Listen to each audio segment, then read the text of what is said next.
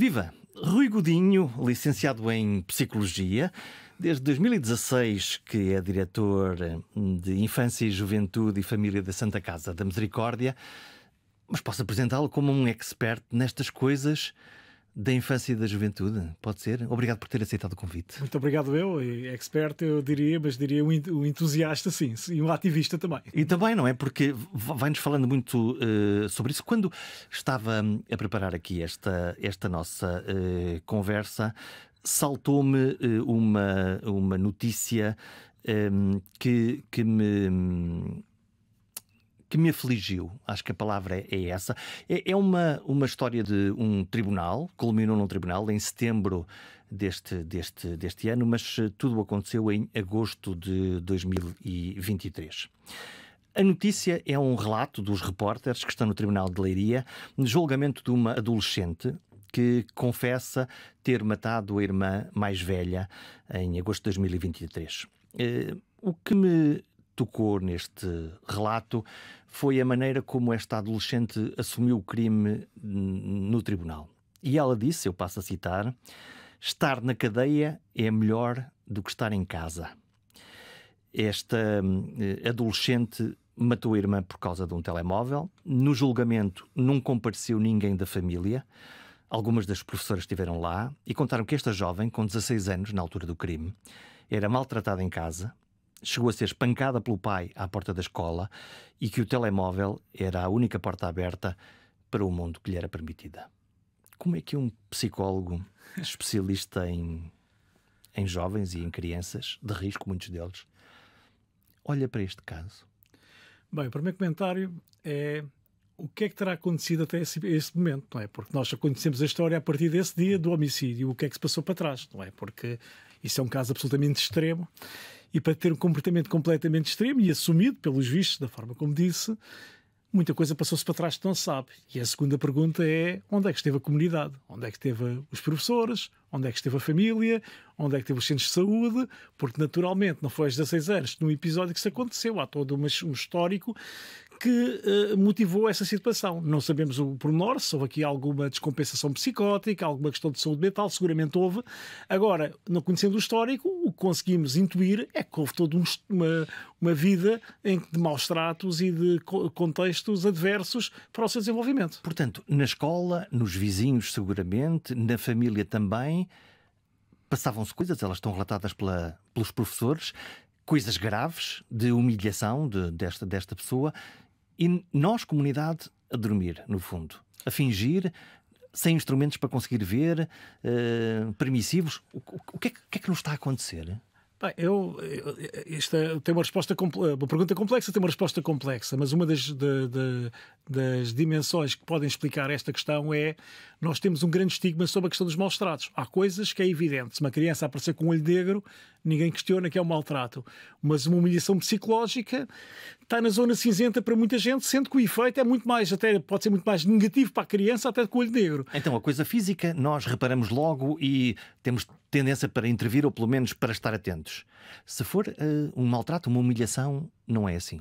Pois, não é, porque é invisível. E depois há outra questão: passa-se no contexto da família e, portanto, aquela coisa que entre marido e mulher se mete a colher ainda é uma coisa que, não sendo hoje uma realidade como era há uns anos atrás, ainda é muito, não é? É uma esfera privada, e estas dimensões que não são tão explícitas e tão evidentes, a olho nu, muitas das vezes ficam num segundo plano e que ninguém quer interferir. Agora, esta é uma responsabilidade de toda a comunidade, não é? Como é que nós conseguimos identificar de forma precoce uma criança que está em risco e que potencialmente alguma coisa pode correr ainda pior nos meses ou nos anos vindouros? Bem, nós hoje temos, digamos, radares, não é? A escola é um radar, os centros de saúde são um radar, as comissões de proteção de crianças e jovens são outro radar. O que eu acho é que são radares que foram criados num paradigma em que era muito... as crianças em perigo eram muitas as crianças da carência económica, e, portanto, há aqui um preconceito social, não é? Na base, e, por outro lado, uma tipologia de perigo que era muito efetiva, como a mendicidade, os maus tratos físicos, digamos... E hoje temos uma diversidade de problemáticas que estes radares não apanham. Portanto, eu diria que temos radares um pouco obsoletos face à complexidade real em que vivemos. Então, e o que é que acontece? na lente que tem, que tipo de situações são aquelas que estão para além do óbvio? Eu posso dar-lhe até uma imagem realista. Nós temos a responsabilidade na área metropolitana de Lisboa, e para ter ideia dos processos de promoção e proteção, são aqueles que já chegaram ao radar. Portanto, eu ainda estou mais preocupado com aqueles que não chegaram ao radar, não é? Cerca de 35% dos processos são de violência doméstica. E aqui não há estratos socioeconómicos, é democrático, é dos estratos mais baixos aos mais altos. Portanto, lá cai o preconceito, não é uma coisa das famílias pobres e carenciadas, é uma coisa que é transversal nas famílias? Sim, sendo que as famílias mais diferenciadas se calhar têm mais condições para ocultar, porque se calhar contêm advogados, têm especialistas, as crianças estão nas escolas privadas, que há menor sinalização do que nas escolas públicas e, portanto, mas não deixa de lá estar o problema, porque nós temos os consultórios dos nossos colegas psicólogos completamente cheios desse extrato de situações, não é? Outra dimensão que vem logo a seguir é o conflito parental, que era uma coisa que há 15 anos que naturalmente havia, mas não tinha uma expressão. Hoje cerca de 15% é conflito parental. São pais que se separaram e que a criança está no meio do conflito, e que são coisas muito danosas para as crianças, porque o conflito de lealdade e estar partido entre dois pais é um trauma primário que pode ter efeitos gravíssimos para o desenvolvimento da criança. Gostas mais do papá ou da mamã? E estamos a falar desse género de coisas implicitamente? E a criança estar dividida, não é? E isto cria danos muito significativos para o desenvolvimento, mas são matérias que, na minha opinião, há uma certa tolerância social que é intolerável. Ou seja, se houver cá está uma criança que é agredida, a criança é retirada. Se houver uma criança durante 4 ou 5 anos em contexto de tribunal, com os pais a conflituar com alta violência, não é? Há uma tolerância que, na minha opinião, não deveria ser permitida, porque os danos são brutais para as crianças, não é? Que tipo de danos é que podem subsistir de uma situação lá está, de uma crise, de uma batalha campal entre duas das pessoas mais queridas que moram lá em casa?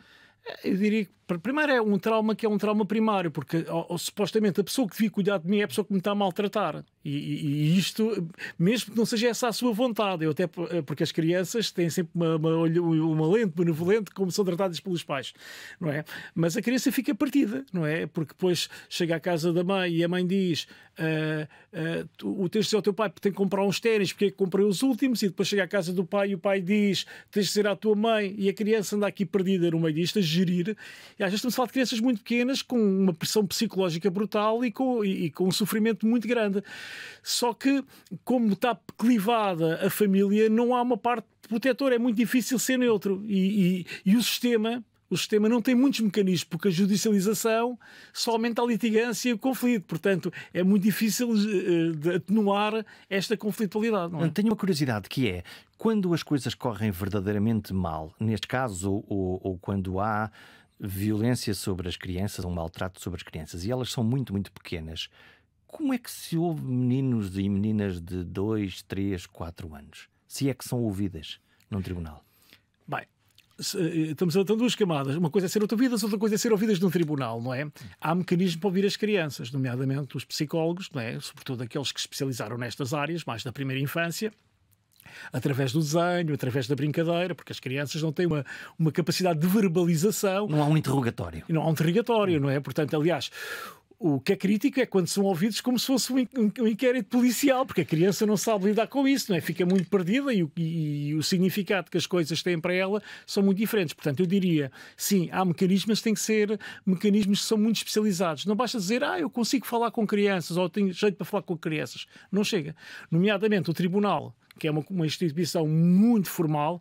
A verdade é que tem-se feito um caminho, hoje há tribunais que têm espaços próprios para ouvir crianças, mas ainda assim, na minha opinião, para falar com crianças, sobretudo crianças mais pequenas, têm que ser especialistas, deviam ser psicólogos que saibam comunicar e trazer as questões colocadas pelos senhores doutores juízes, com certeza, mas porque muitas das vezes aquilo que é o impacto que tem para a criança estar num contexto de tribunal ou perante um juiz, uma pergunta bem intencionada, mas mal feita, pode dar até uma resposta que dá um sentido diferente da realidade. E isto é uma coisa muito fácil de acontecer. Até para nós é assustador, quase, estar num tribunal, naquele sítio com pessoas vestidas de preto que falam alto e que estão lá em cima, quanto mais para É intimidatório. Para uma criança. Há sempre aquela sensação, parece que estamos a parar numa operação stop. Será que tenho o seguro em dia? Trouxe os documentos? Não é? Então, parece que estamos sempre com medo de estar em falta, não é? Para nós que somos adultos, para as crianças é particularmente difícil, naturalmente. E como é que uma criança depois reage a uma coisa dessas, se for exposto a um ambiente desses? Depende. Há crianças que se fecham e não partilham. Começa logo, por exemplo, nas situações de conflito parental. A criança vai ser ouvida pelo seu doutor juiz e chega ao tribunal, tem na sala de espera a família da mãe e a família do pai. E ela não sabe se vai ter com a mãe e o pai fica zangado, se vai ter com o pai e a mãe. Isto é dolorosíssimo para as crianças. E, portanto, eu acho que nós temos que... Muitos países já têm, em Portugal também já há muitos projetos nesta dimensão. Acho que temos que criar um contexto que seja amigo das crianças, para as crianças serem ouvidas, que proteja as crianças destas questões e que sejam ouvidas por pessoas que os ajudem, porque o objetivo não é procurar litigância do pai contra a mãe ou vice-versa, é dar a paz que a criança precisa. E esse é o caminho. E, portanto, eu acho que aqui o foco é muito esse. Tem uma lista de perguntas para fazer quando está a avaliar um caso de uma criança nessas circunstâncias? Não, depende muito da circunstância, mas a questão de fundo é como é que a criança se senta, não é? A grande preocupação é sobre o bem-estar da criança, porque quando os pais se separam não pode ser uma disputa de poder, não é? Quem é que fica com a criança, com quem... A criança tem direito a ter um pai e uma mãe por inteiros, não é? E o envolvimento parental é uma coisa positiva, a não ser que haja questões, e muitas vezes há, não é? De pais maltratantes, ou pai ou mãe, ou de pais ausentes. Mas o que seria normal é uma criança, independentemente dos pais separar, deixarem de ser um conjugal, continuam a ser os pais daquela criança e participarem na vida dela. Isto seria o natural. Então, e qual é a explicação para... a explicação, enfim, se calhar até pode ser bastante óbvia, para o facto das crianças serem quase um joguete nesta batalha entre duas pessoas que definitivamente partiram entre elas? Cá está, tem pergunta complexa, mas eu acho que há aqui uma dimensão cultural, não é? Nós há 20 anos isto mal, mas estava resolvido, porque o normal era haver uma separação, a criança ficava com a mãe e o pai de 15 em 15 dias via a criança.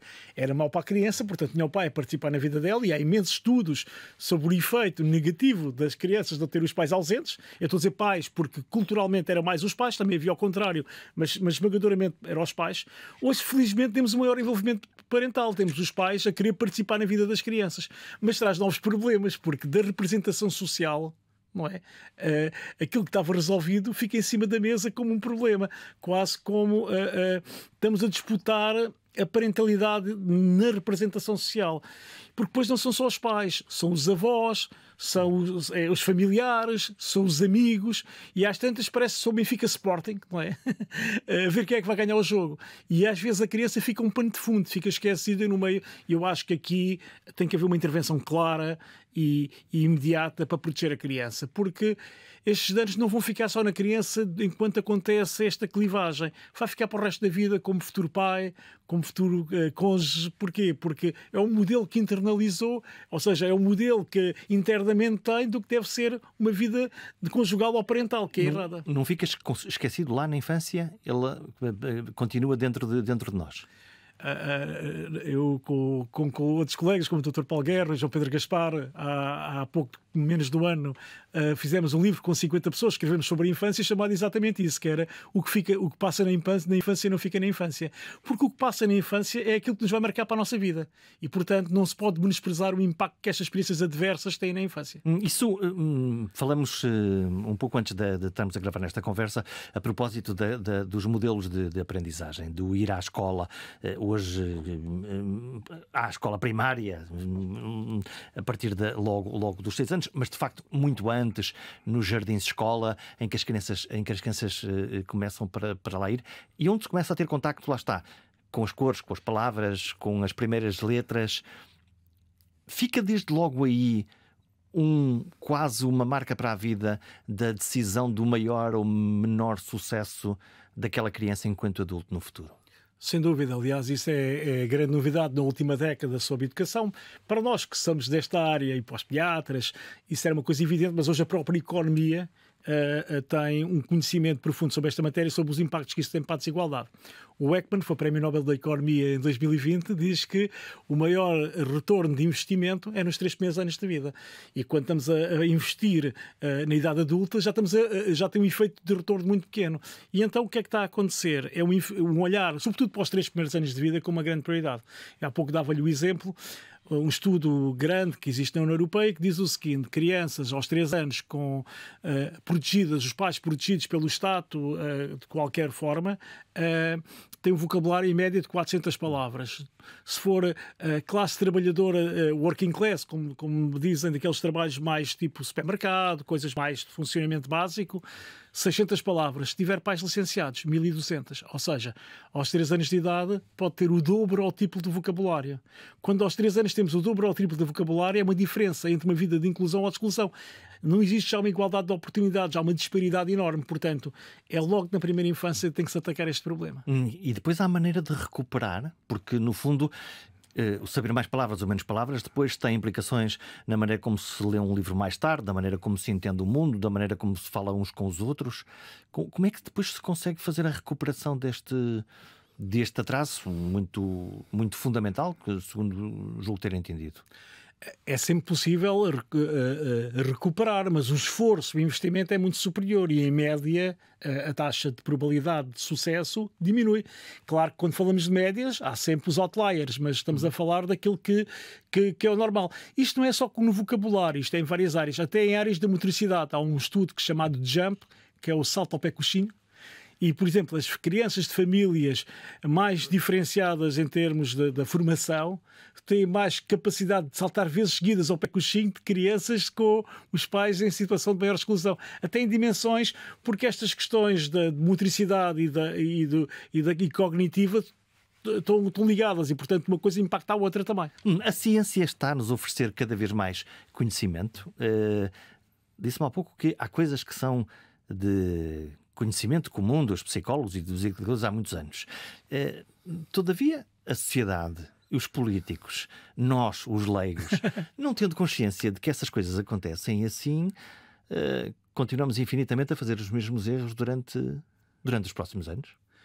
Eu acho, sem dúvida, eu acho que hoje as tecnologias e a participação na União Europeia, ou seja, o nível de conhecimento que existe hoje é enorme. Nós sabemos como é que funcionam todas as creches, o modelo na Europa, não é? Temos estudos muito aprofundados. Então porquê é que não mudamos? Porque por várias questões, eu acho que logo uma é intolerável à beira de 2025 tomarmos decisões técnicas sem ser na base do conhecimento. Muitas vezes são questões meramente de crenças ou intuitivas, não é? Porque todos fomos alunos e achamos sabemos como é que deve funcionar a escola. Este é um erro, não é? Outro erro é que as crianças não votam, não é? Porque se as crianças... Votarão daqui a muitos anos? Sim, mas até lá não há um olhar sobre isso e, portanto, estas matérias implicam um investimento, só que o retorno não vai ser nas próximas eleições. Se calhar só se vai ver o retorno desse investimento daqui a 20 anos. E, portanto, nós sabemos, do ponto de vista da gestão política, acaba por não ser uma prioridade, não é? Eu já vi no currículo que até já teve a oportunidade de aconselhar alguns políticos. Que argumentos é que usa para convencer os políticos que vale a pena investir? O mundo hoje é muito complexo, vivemos num mundo global. Esta questão, por exemplo, que se fala das pessoas quererem emigrar, os jovens quererem ir para a Europa. Nós hoje temos que perceber que estamos num mundo global e temos que ser competitivos não só na economia, mas também na qualidade de vida que se dá. E uma coisa que nós temos, para mim, em Portugal, que é muito impactante, nós temos muitas situações de crianças vítimas de maus tratos, etc. Isso é apenas o tablier que tem a sintomatologia daquilo que é uma sociedade que não é amiga das crianças e das famílias. Por exemplo, nós temos em Portugal uma coisa que é incomum na Europa, que é a escola a tempo inteiro. Que é, as crianças chegam à escola às 8 da manhã e só precisam às 7 da tarde. Qual é que é o argumento? O argumento é que isto é para ajudar os pais que estão a trabalhar, não é? E para haver um apoio à parentalidade. Só que isto não se resolve um problema com outro problema. O que não seria normal era os pais saírem às 7 da tarde depois de entrarem às 8. Os horários de trabalho deviam ser amigos das famílias e das crianças. Então resolvemos um problema com outro problema. Por exemplo, na Suécia as crianças com 5 e 6 anos vão de bicicleta para a escola. Em Portugal vão de carro com os pais para a universidade. Porquê? Porque criámos uma dinâmica de sociedade que não é amiga das crianças e das famílias. Portanto, a questão é absolutamente estrutural, não é? Quando olhamos para a sintomatologia dos problemas, é já reduzir danos. Mas é aqui que está a mudança que é profunda, não é? Porque, lá está, as nossas cidades não estão feitas para que as crianças possam ir e nós, como pais, se calhar também, com o nosso jeitinho super protetor, também estamos a fazer uma parte má do trabalho? Sim, eu uso uma expressão que é polémica, mas que eu acredito nela, que é, eu costumo dizer que a hiperparentalidade, ou seja, uma parentalidade excessiva por parte dos pais, não é? Hiperprotetora, não é? É simétrica a uma negligência.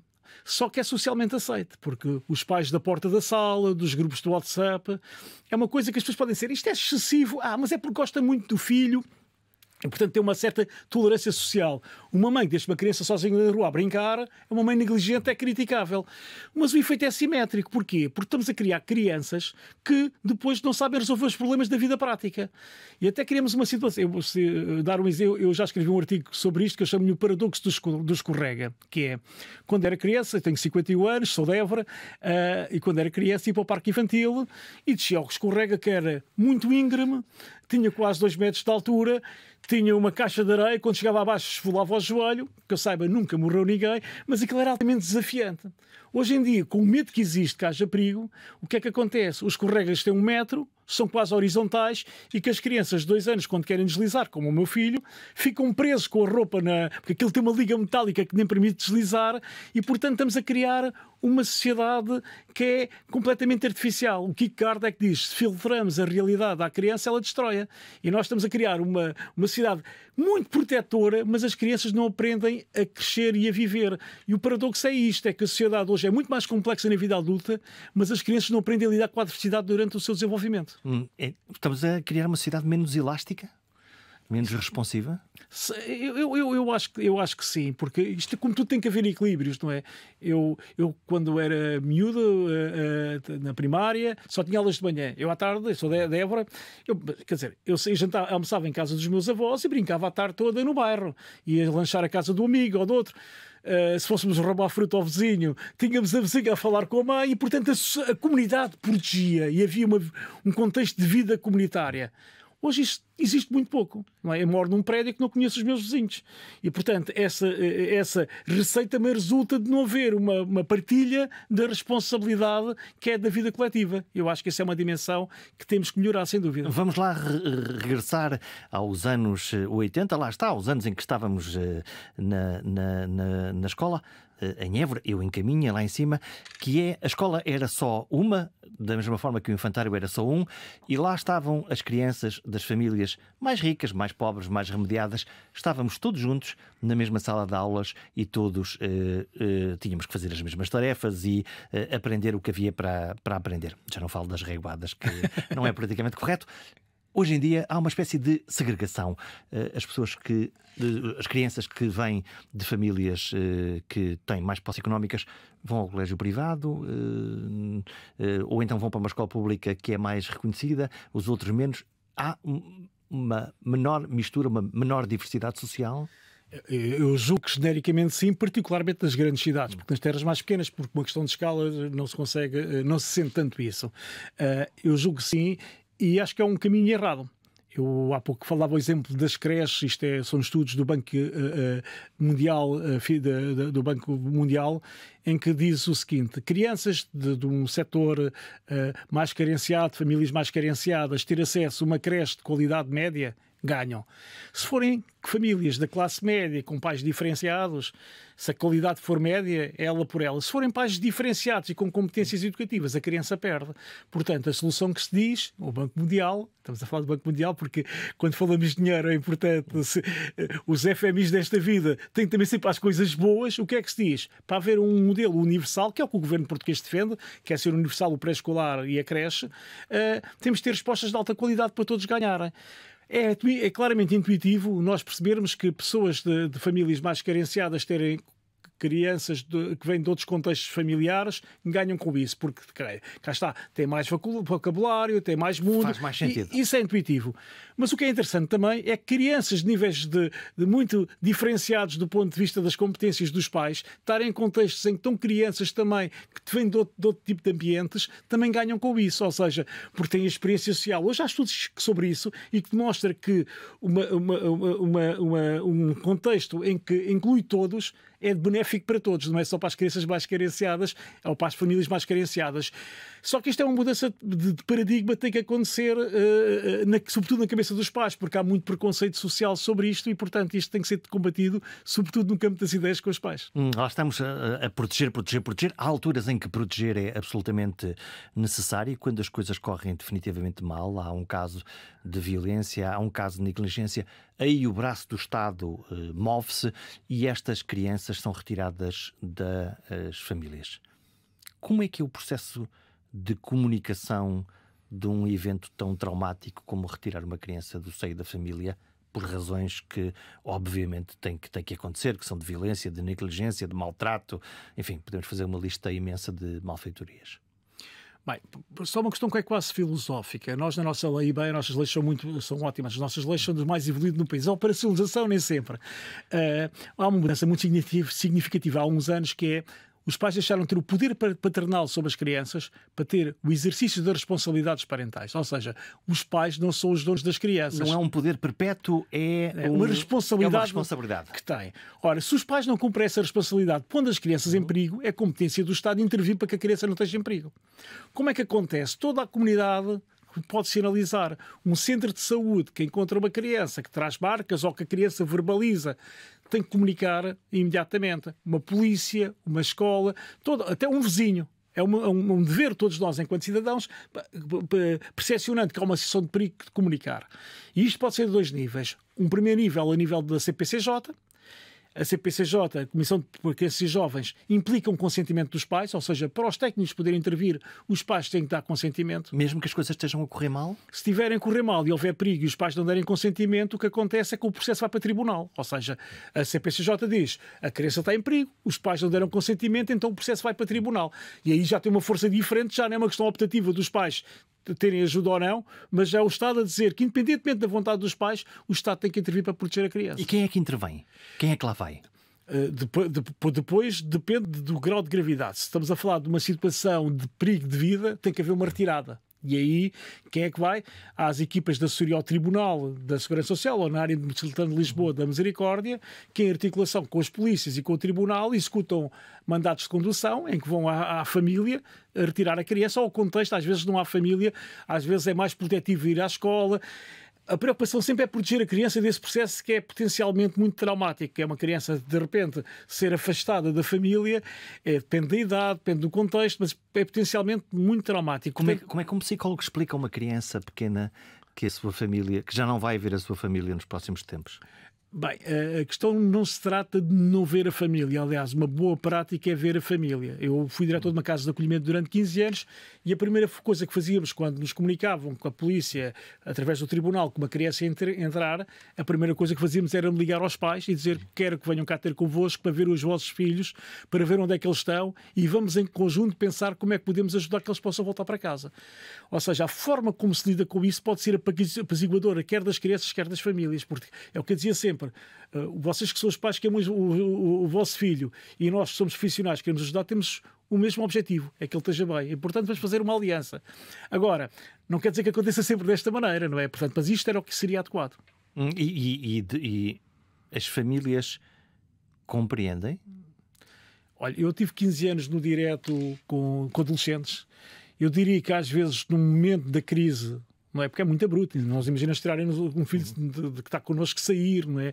Muitas vezes há muita conflitualidade, mas eu em 15 anos que passaram por mim mais de 500 crianças, eu diria, houve momentos muito tensos, desde tentativa, pais a dizer que me matavam, porque as pessoas estão muito zangadas e depois projetam em quem está à frente deles a sua zanga, não é?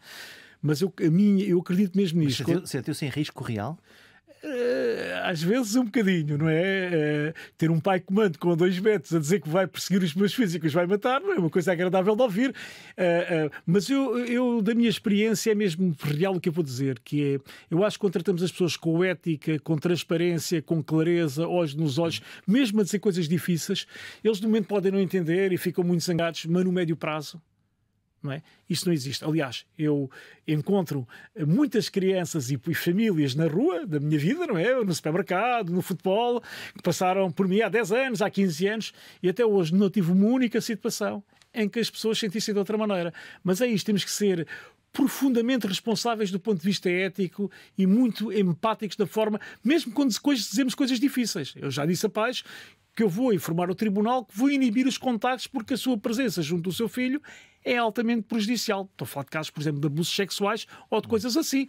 E é duro dizer isto a um pai, é duro dizer isto a uma criança, mas é o dever de proteção. As pessoas podem não compreender ali, mas no médio prazo eu acho que há um entendimento que aquilo foi o que era correto. E depois, como é que são as conversas com estas crianças? Depende muito das idades, da maturidade, da capacidade intelectual. Há uma revolta? Varia muito. Eu vou dar-lhe um exemplo por exemplo, que é difícil. Nas situações de violência doméstica. É um caso, eu vou contar uma história. Um jovem com 16 anos que entrou na casa de acolhimento, que era a 6ª vez que era retirado. Porquê? Porque o pai batia na mãe, batia nele e no irmão.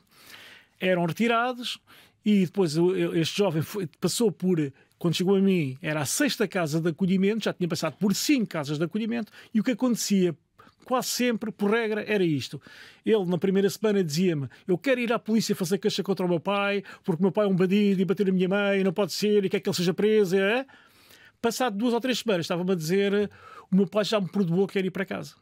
E eu, neste caso em concreto, isto é uma história real, o que é que eu fiz? Este pai, ameaçou de morte, cá está, estas coisas todas, e na altura o que eu fiz foi uma exposição para tribunal, dizer que esta criança não tinha capacidade psíquica, como a história dele demonstrava já por 6 vezes, para tomar esta decisão, porque estas questões da violência doméstica também é uma patologia, não só do agressor, mas também da vítima, também tem dinâmicas patológicas. E o que eu disse é que havia uma toxicidade que não lhe permitia decidir aquilo que era melhor para ele. E na altura usei um artifício, porque ele fazia pequenos consumos de AX, propus ir compulsivamente para uma comunidade terapêutica, mas o meu objetivo não era de desintoxicar, de fumar um charro de uma forma recreativa que não tinha impacto nenhum, mas afastá-lo do pai e ele conseguia desintoxicar. Passado 3, 4 meses estávamos a trabalhar com ele ir viver para outra cidade e seguir o seu caminho. Não é? Sempre a prerrogativa do projeto de vida para a criança. Muitos destes casos acabam até com uma retirada definitiva por parte do tribunal. Os tribunais, o Ministério Público e os juízes compreendem sempre a melhor coisa para fazer, ou ainda têm uma resistência cultural em relação enfim, que a família é a família e é quase um esteio primário da sociedade? Entre o peso da família e o direito do projeto para a criança. Em Portugal tinha uma visão muito biologista sobre a questão da infância. Portanto, o papel dos laços de sangue tem uma importância, na minha opinião, sobreestimada face àquilo que é o interesse da criança. Porque o que a lei diz, e bem, é que a criança tem direito à família, não à sua família. Tem direito à família, a crescer em família, que é diferente. Eu acho que isto é excessivo, mas eu acho que há aqui algumas dimensões que são necessárias, que é: nós temos de ter protocolos de avaliação para não ficar na discricionariedade de cada um, porque senão entra o modelo de crenças do juiz, do procurador, do psicólogo, da equipa, da casa de acolhimento, e estamos a fazer, no fundo, um encaixe de percepções, de crenças e de modelos do que deve ser um papel familiar distintos, com pouca tecnicidade. Onde é que está essa escala? Onde é que está essa regra? Em Portugal não existe. Não existe. Nós estamos a trabalhar, eu faço parte de uma associação que é o ProChat Colab, que envolve 8 universidades, está a Santa Casa, portanto é um laboratório colaborativo de investigação aplicada, e nós estamos a tentar desenvolver exatamente um protocolo de avaliação, porque nós conseguimos avaliar as famílias de acolhimento, conseguimos avaliar as famílias adotivas. Por maioria da razão temos que saber avaliar as famílias biológicas para perceber: estes pais têm ou não têm potencial para exercer a parentalidade, e segundo, têm potencial de mudança no tempo da criança ou não. Porque ter potencial de mudança em abstrato, qualquer pessoa tem, mas tem que ser no tempo da criança. E podemos ficar à espera 3 anos, 4 anos, 5 anos, 6 anos que a família mude e não acontecer nada. E depois chega um tio, e depois a mãe tem um namorado novo, e depois arranjou um emprego, e passaram 6 anos. E temos uma criança clivada, não é? Sem perspectivas para o futuro. E isto, porque a doença mental, as pessoas pensam que a doença mental, às vezes tem um bocado esta ideia que a doença mental é vamos na rua, pica-nos um mosquito e ficamos com uma esquizofrenia. Não é assim. A doença mental resulta de experiências traumáticas, de ambivalências, de sofrimento que se vão acumulando, sobretudo crianças que não têm um nível de maturidade para processar os seus sentimentos. E, portanto, nós temos de proteger as crianças de desenvolverem dinâmicas patológicas fruto destas indefinições e da incapacidade do sistema em ser mais atuante. Há um dado que a mim me choca, eu não tenho o número de cabeça, mas se eu disser 15 mil, mas é melhor não fazer fé neste número, que é nós retiramos crianças de famílias e depois pomos-los em casas de acolhimento, onde às vezes me parece que é a pior emenda que o soneto. Não há maneira de fazer melhor? Bem, primeiro já não são 15 mil, já foram. Já foram, o número é... Já foram. Eu fiz parte de um programa na altura na Segurança Social, que era o Plano DOM, que era de qualificação das casas de acolhimento, e quando começámos havia 15 mil. Neste momento, felizmente, já melhorámos, estamos na ordem dos 6 mil, 6.300, portanto já foi um ganho grande. Ainda assim, a questão de fundo é esta, e há casas de acolhimento que são ótimas, mas independentemente de serem ótimas, a Misericórdia tem 17, portanto eu já nem falo pelos outros, falo por nós, e acho que são excelentes casas de acolhimento. Mas o que cada criança tem direito é crescer em família. Portanto, o ideal era nós encontrarmos uma família de uma forma, nem que fosse temporária, para que ela conseguisse crescer. Sem dúvida. Que é o que acontece em praticamente todos os países europeus, que é o acolhimento residencial é residual e o acolhimento familiar é que é dominante. Em Portugal temos uma inversão. Por uma questão cultural, nunca avançou o acolhimento familiar e agora está a avançar, não é? E isso porquê? Porque o ambiente familiar, imagina um bebê com um mês, uma casa de acolhimento não consegue dar aquilo que uma família dá, porque a pessoa que dá o biberon é sempre a mesma, as rotinas são sempre as mesmas, a tranquilidade é sempre a mesma do que uma casa que tem 12 ou 20 bebés. É impossível. E, portanto, aliás, a nossa lei até proíbe que crianças com menos de 6 anos estejam em casa de acolhimento. Diz que tem que se evidenciar que é do interesse da criança com menos de 6 anos estar em casa de acolhimento. O problema é que não temos famílias de acolhimento em número suficiente. Nós, na Misericórdia, já temos 100 famílias de acolhimento. Começámos há 4 anos, estamos a conseguir e queremos aumentar significativamente, mas no país ainda há um grande caminho a fazer. Mas essas famílias de acolhimento são necessariamente temporárias. Isto não é uma forma de adoção paralela?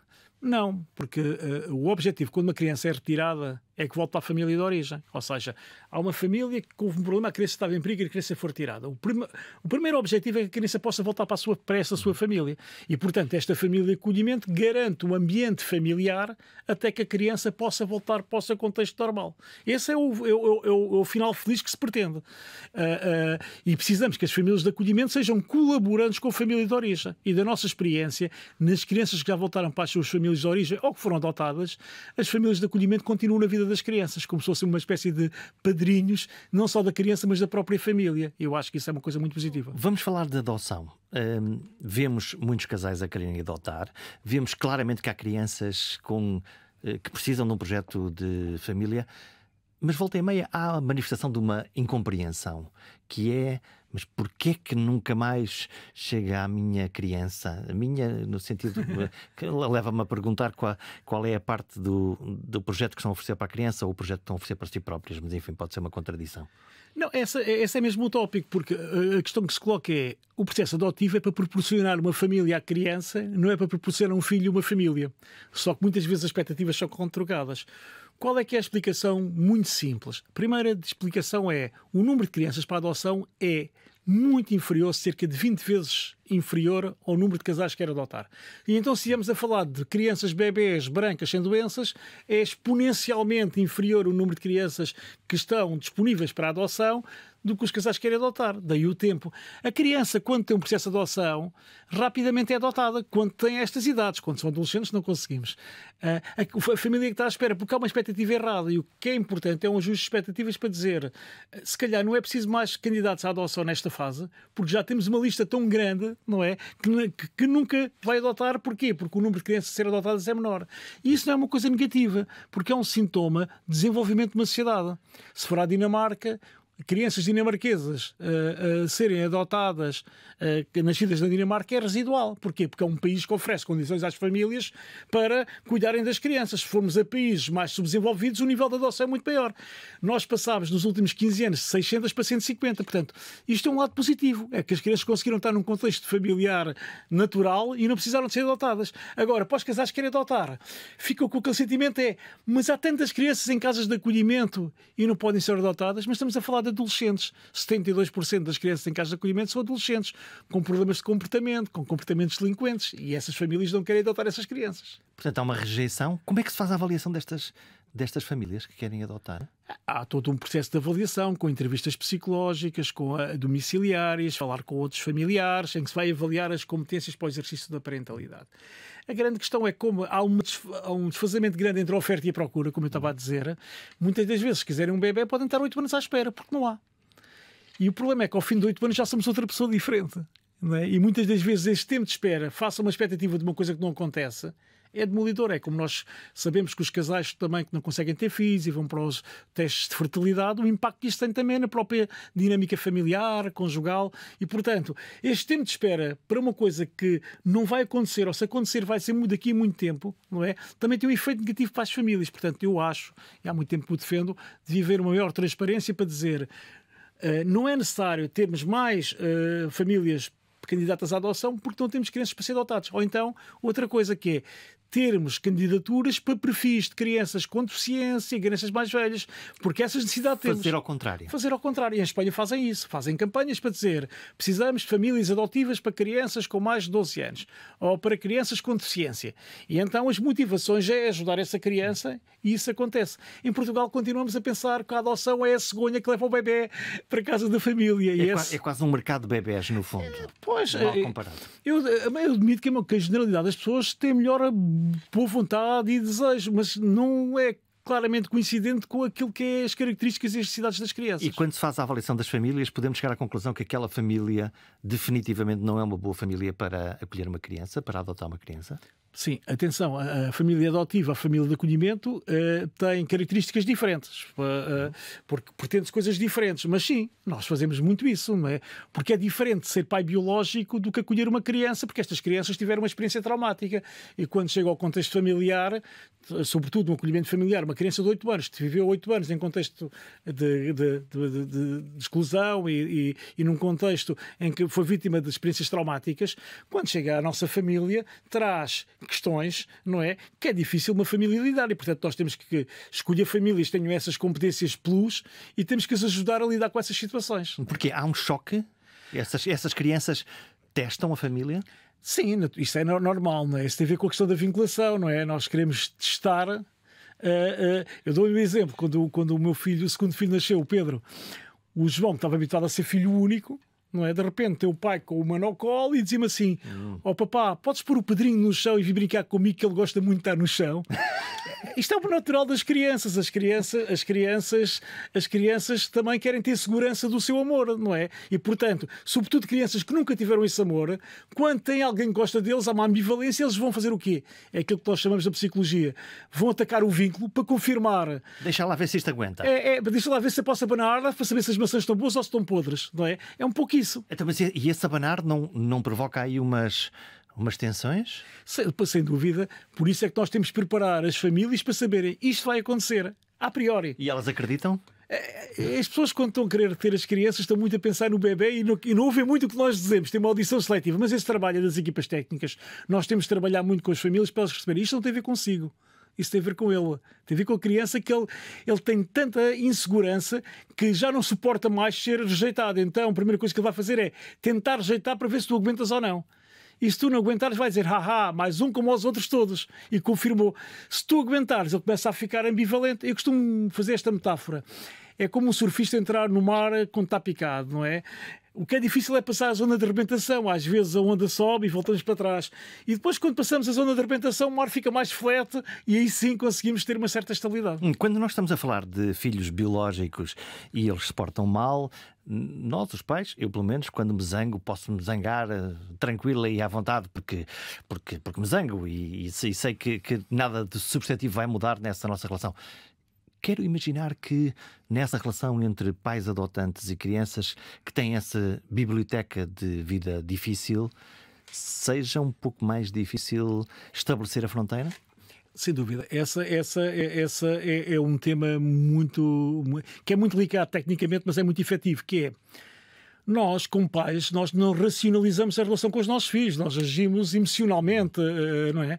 E se o meu filho fizer um grande disparate, eu sou capaz, estou cansado, porque nós também não podemos ter aquele modelo dos pais omnipotentes que são perfeitos. Nós somos de carne e osso e temos excessos, e às vezes qual é que é a diferença? É que é inequívoco o amor que nós temos. E se o meu filho, desculpa lá, não estou para te adorar, vais para o quarto e vais pensar um bocado, já vamos falar. E se levantar a voz, que não devo, e se calhar depois acabo de dizer isto e estou arrependido, mas ele sabe que eu o amo. E a seguir eu vou lá e reparo.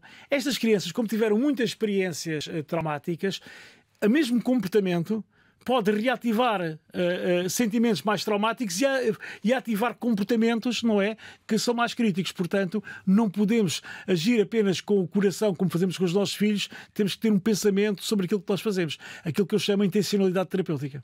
Quando, já agora, aparece uma criança que é adotada no seio de uma família que está, em princípio, equilibrada, e aparece essa criança que oferece esse amor, mas ao mesmo tempo uma biblioteca de vou testar a ver até onde é que aguentam, as fundações daquela família também podem ficar em causa, podem abalar? Sem dúvida, sem dúvida. Por isso é que o acompanhamento técnico é muito importante. Aliás, eu conheço vários testemunhos de famílias que adotaram ou foram famílias de acolhimento, e eu gosto quando são muito genuínas e dizem, muitas das vezes pensei, porque a verdade é esta, nós, ao menos, muitas vezes pensei em desistir, isto é muito duro, e as pessoas que conseguem compreender porque é que aquilo funciona, é muito importante o apoio das equipas. Nós temos equipas que estão disponíveis 24 horas por dia com o telefone sempre ligado, porque quando acontece as pessoas não podem ficar sozinhas com o problema, têm que lidar e ter ajuda.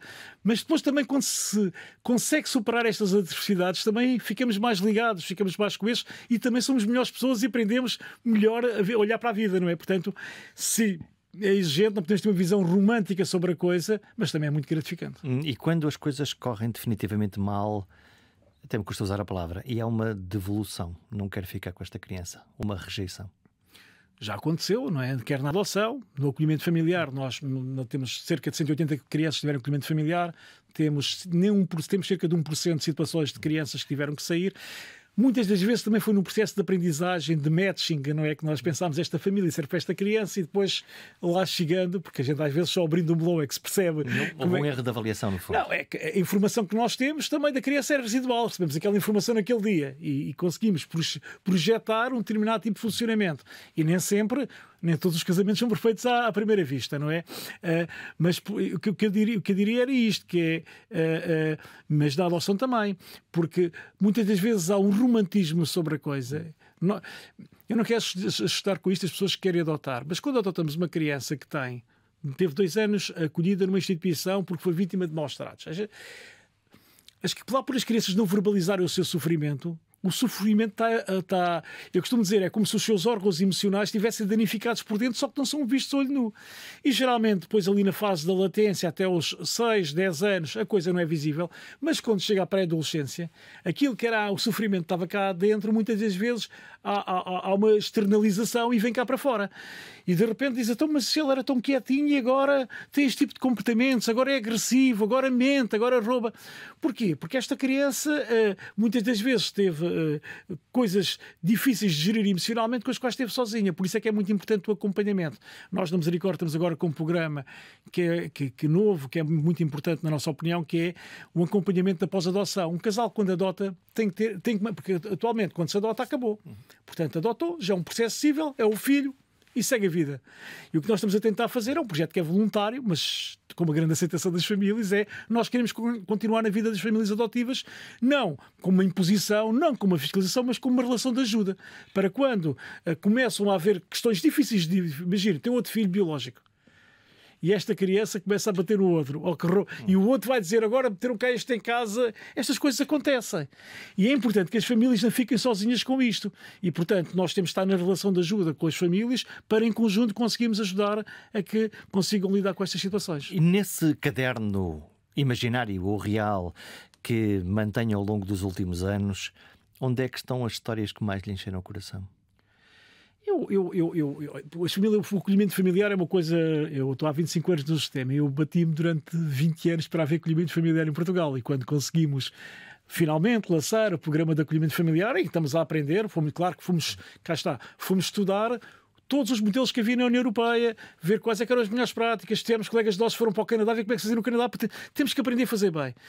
É quando nós percebemos que as crianças, eu agora já não tanto, mas ao início, todas as crianças que entravam, nós temos um grupo de WhatsApp, que é da família com a família, para trocar fotografias, para partilhar com a família de origem, porque a criança está na família de acolhimento, tira a fotografia, manda para o nosso técnico, manda para os pais biológicos, para eles terem acesso.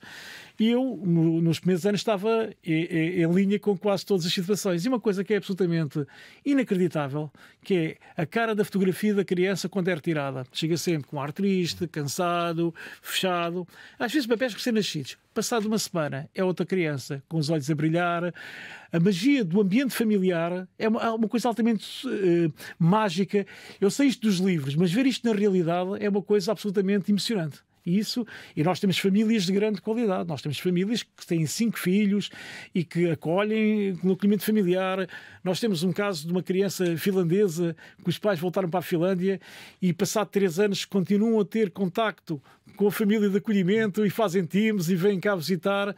E, portanto, como eu costumo dizer, o amor acrescenta sempre. A criança teve uma relação de amor na família de acolhimento, volta para a família de origem ou é adotado e transporta esse amor para outra relação e, portanto, acumula. Portanto, não retrai, acumula. E isso é sempre uma coisa positiva. Rui Godinho, muito obrigado. Muito obrigado, eu. Um enorme gosto.